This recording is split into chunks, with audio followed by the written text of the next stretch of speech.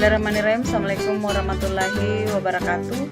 Ketemu lagi dengan saya Nining Haslinda Zainal selaku dosen pengampu mata kuliah Manajemen Pelayanan Publik. Video kali ini kita akan bahas tentang bagaimana mengelola biaya pelayanan.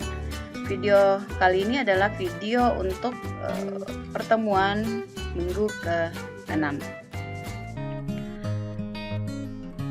Dengan mempelajari materi ini, kami harapkan mahasiswa mampu menjelaskan tentang public value dan biaya service delivery. Mata kuliah pengantar ilmu administrasi dan asas-asas manajemen merupakan mata kuliah wajib yang harus dilulusi sebelum mengampu mata kuliah ini. Setelah mahasiswa mengikuti materi ini, mahasiswa diharapkan dapat memahami bagaimana mengelola biaya pelayanan yang dalam hal ini adalah public value dan biaya service delivery yang diterapkan dalam lingkup pelayanan publik. Untuk membantu Anda memahami materi pembelajaran ini, Anda harus terlebih dahulu membaca dan mempelajari materi atau bahan ajar yang telah kami upload di LMS atau buku lain yang bisa dijadikan referensi.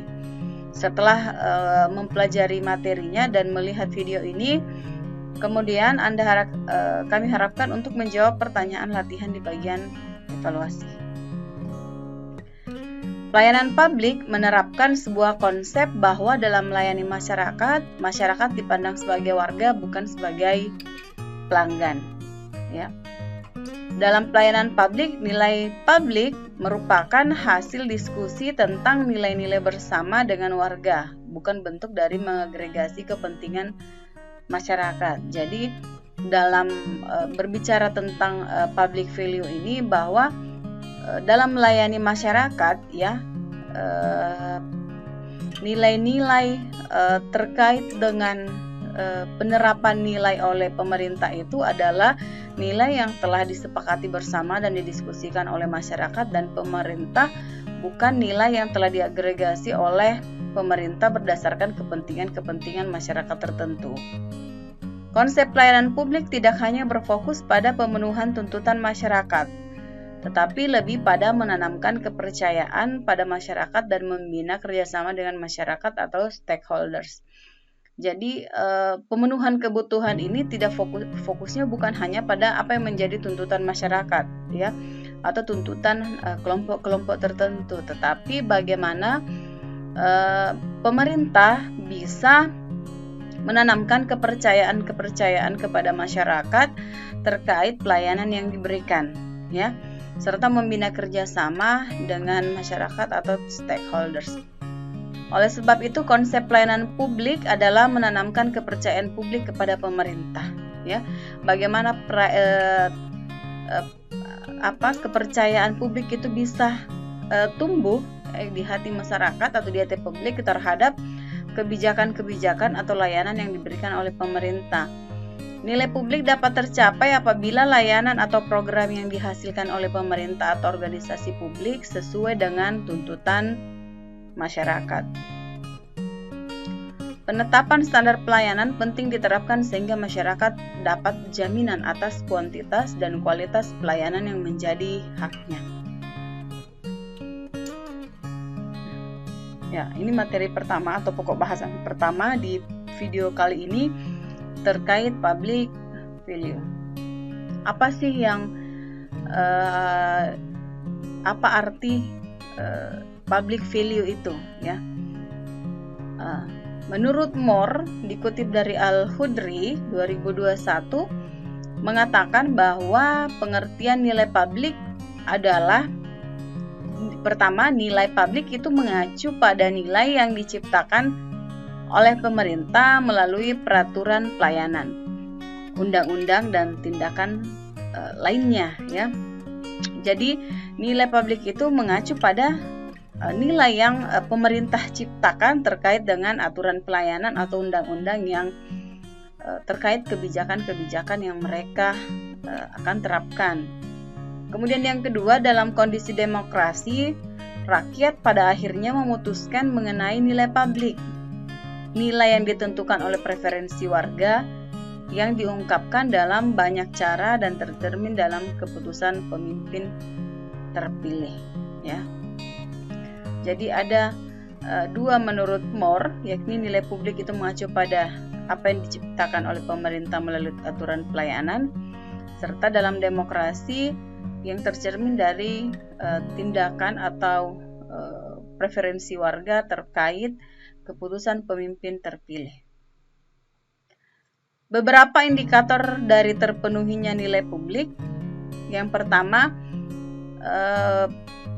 terpenuhinya nilai publik dilihat dari lebih sedikit keluhan. Ketika keluhan terkait dengan pelayanan itu sedikit, bisa dikategorikan bahwa pelayanan nilai publik atau nilai publik itu terpenuhi dengan baik. Meningkatkan kepuasan pelanggan dengan adanya kepuasan pelanggan, maka nilai publik juga dianggap terpenuhi.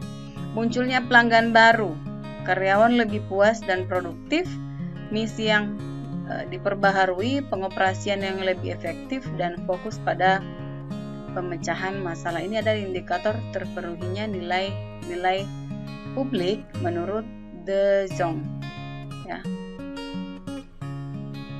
Kemudian lebih lanjut, Moore dalam Al-Hudri menyampaikan bahwa nilai publik harus menjadi indikator dari setiap kebijakan, seperti hak atas pekerjaan dan penghidupan yang layak, yang dapat digunakan sebagai indikator kebijakan dalam program pengentasan kemiskinan dan pengurangan pengangguran. Konsep nilai publik menyediakan kerangka kerja yang berguna untuk mempertimbangkan tujuan dan kinerja kebijakan publik. Nah, ini berfungsi sebagai standar untuk mengukur kegiatan yang dihasilkan atau didukung pemerintah, termasuk layanan yang didanai oleh pemerintah, tapi disediakan oleh badan lain sebagai perusahaan swasta dan nirlaba, serta peraturan pemerintah. Nah, lebih lanjut, tujuan nilai publik adalah menawarkan tolak ukur yang konsisten untuk mengevaluasi kinerja di sektor publik. Menurut Bennington, nilai publik menitikberatkan pada pentingnya fokus pada proses dan dampak atau outcome, nilai apa yang bisa ditambahkan pada lingkungan publik oleh siapa dan bagaimana. Nah, secara sederhana, nilai publik ini dapat digambarkan sebagai berikut. Jadi saya berikan contoh. Ada dua contoh yang terkait nilai publik, seperti apa kategori yang dikatakan nilai publik itu. Pertama, jika camat mengusulkan kegiatan penggantian lantai ruang kantor dengan jenis keramik yang lebih baik, usulan tersebut tidak memiliki nilai publik di mata masyarakat.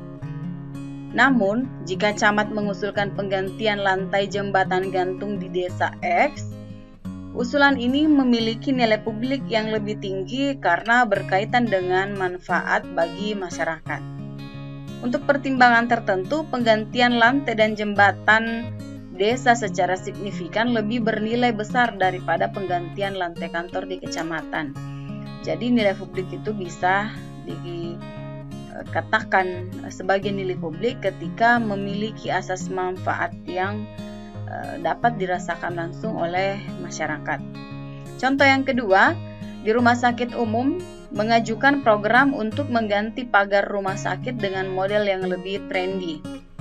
Nilai publik relatif minim dari sisi masyarakat atau pelanggan, ya. Namun, jika direktur merencanakan kegiatan pengganti ruang tunggu dan pembelian TV untuk ruang tunggu pasien, tentu program ini akan memiliki nilai publik yang lebih tinggi. Jadi, nilai publik dari kedua contoh di atas dapat disimpulkan bahwa yang dimaksud dengan nilai publik ketika kebijakan atau layanan yang diberikan oleh pemerintah itu bisa bernilai dan bermanfaat langsung bagi masyarakat. Dari perspektif masyarakat, nilai bisa dilihat dari manfaat yang diterima oleh masyarakat dari aktivitas pelayanan publik. Moore memberikan contoh upaya yang dilakukan oleh pemerintah dalam memberikan nilai kepada masyarakat melalui kegiatan pengumpulan sampah. Ketika masyarakat merasakan kota yang bersih dan indah sebagai dampak dari pengumpulan sampah oleh pemerintah, itu lebih baik daripada kota yang kotor. Maka tercipta nilai yang oleh Moore disebutkan sebagai nilai publik. Nilai publik tersebut merupakan nilai tambah yang diciptakan oleh unit penyelenggara pelayanan publik dan bisa dinikmati oleh masyarakat. Dalam hal ini, masyarakat menanggung beban akibat dari tindakan atau kebijakan pemerintah. Akibatnya, setiap tindakan atau kebijakan pemerintah yang dapat memberikan nilai tambah berupa peningkatan manfaat bagi masyarakat akan menghasilkan nilai publik. Atau dengan kata lain, nilai publik yang diciptakan dapat menjadi nilai tambah. Jadi kuncinya pada kata ini ya, bahwa nilai publik itu tercipta ketika suatu layanan itu memiliki nilai tambah, ya, seperti itu. Nah, kemudian biaya service delivery. Yang pertama, menurut Lovelock ya dan Wright, organisasi jasa dipandang sebagai suatu sistem terdiri dari sistem operasi jasa, service operation, dan sistem penyampaian jasa atau service delivery system.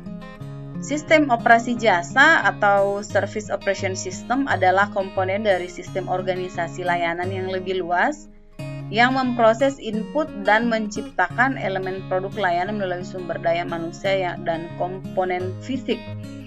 Jadi sistem operasi berupa semua rangkaian komponen atau sistem dari organisasi layanan yang lebih luas yang memproses input dan menciptakan elemen produk layanan melalui sumber daya yang ada. Kemudian pada sisi lain, sistem penyampaian jasa ya berhubungan dengan bila mana, di mana, dan bagaimana jasa disampaikan kepada pelanggan. Nah, ini meliputi unsur-unsur sistem dalam operasi jasa dan hal lain yang disajikan kepada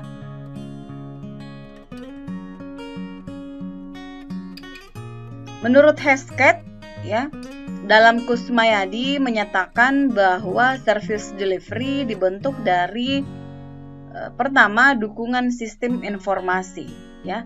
Jadi sistem delivery ini perlu sokongan dari adanya informasi-informasi yang tersedia melalui sistem.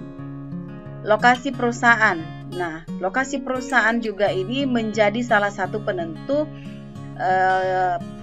cepat atau lambatnya layanan tersebut diberikan kepada masyarakat, atau apakah dengan lokasi perusahaan ini masyarakat bisa mengakses dengan mudah layanan tersebut. Suasana tempat pelayanan juga menjadi salah satu pendukung ya.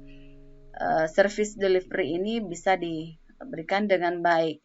Suasana tempat pelayanan yang nyaman tentunya akan memberikan kesan yang baik, yang positif dan kenyamanan bagi masyarakat yang menggunakannya.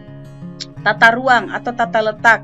Tata juga mempengaruhi mood, apalagi kalau misalnya di rumah sakit itu tata ruang itu sangat tata ruang kamar itu sangat berpengaruh juga terhadap kesehatan atau kondisi pasien.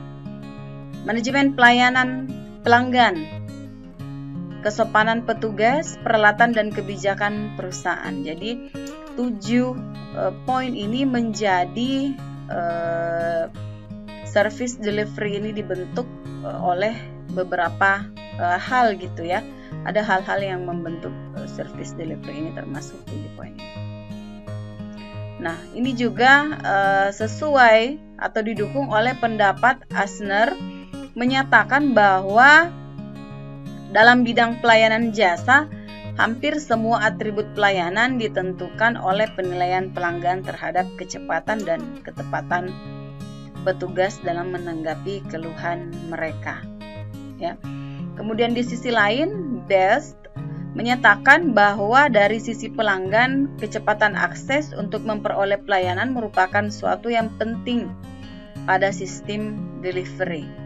Jadi dua pendapat ahli ini menyatakan bahwa kecepatan dan ketepatan ini juga berpengaruh terhadap kepuasan pelanggan. Kemudian akses memperoleh layanan itu juga merupakan salah satu yang penting pada sistem service delivery. Pada pelaksanaannya, sistem delivery ini sangat mempengaruhi atau sangat dipengaruhi oleh standar pelayanan yang menjadi salah satu referensi utama dalam menyusun rencana standar pelayanan selanjutnya. Melalui standar pelayanan tersebut dapat diketahui faktor-faktor yang sudah tertata dengan baik dan permasalahan yang terjadi dalam penerapan standar pelayanan tersebut. Dengan adanya standar, kita akan lebih mudah mengidentifikasi apa yang menjadi kekurangan dan apa yang telah kita penuhi dalam pemberian pelayanan. Service delivery ini tercantum dalam Undang-Undang Nomor 25 Tahun 2009 tentang pelayanan publik sebagai salah satu komponen standar pelayanan. Ada beberapa komponen yang meliputinya gitu ya, terdiri dari beberapa komponen. Yang pertama, persyaratan. Seperti apa persyaratan yang harus dipenuhi oleh penyedia layanan ya dalam memberikan layanan dan masyarakat untuk mengakses layanan itu. Syarat-syarat yang harus mereka penuhi, misalnya syarat administratif untuk mengakses sebuah layanan. Contoh misalnya untuk mendapatkan layanan terkait KTP atau SIM, masyarakat harus diberikan informasi terkait syarat-syarat yang harus mereka penuhi untuk mengakses layanan itu. Kemudian sistem, mekanisme, dan prosedur. Sistem, mekanisme, dan prosedur yang diberikan itu harus jelas ya, mulai dari pendaftaran sampai dengan mereka menerima layanan yang mereka inginkan. Sistemnya harus jelas, waktunya pun harus jelas, mulai dari mereka mengakses layanan itu harus penyedia layanan harus menentukan seberapa lama gitu ya masyarakat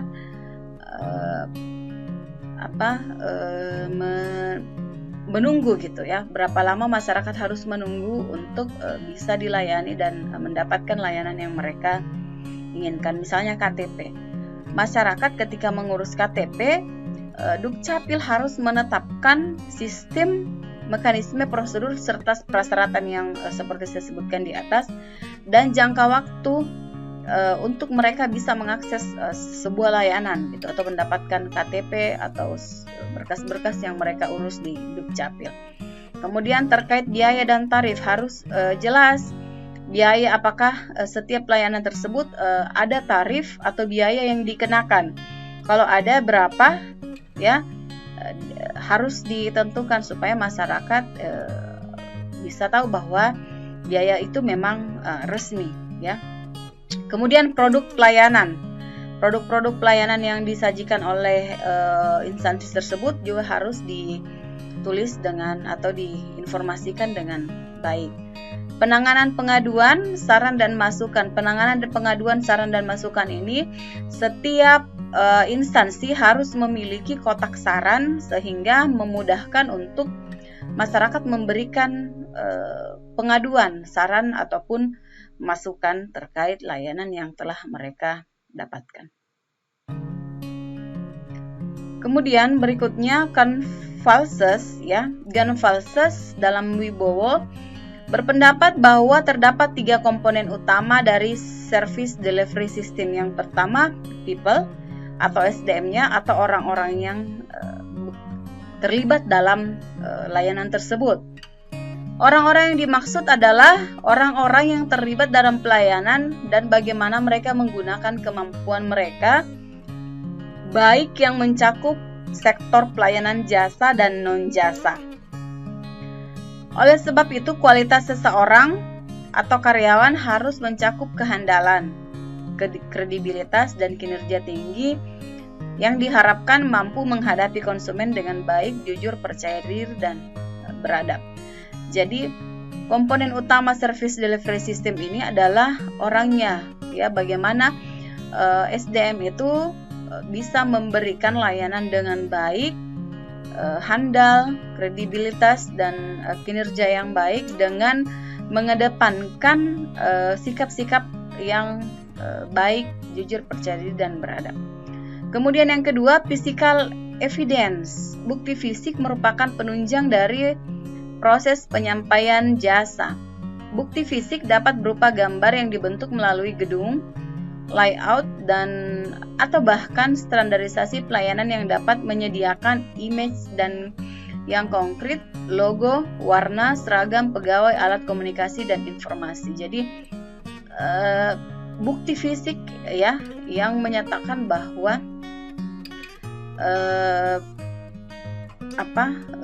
ini adalah bagian dari layanan itu. Misalnya terkait dengan seragam, ya, seragam pegawai.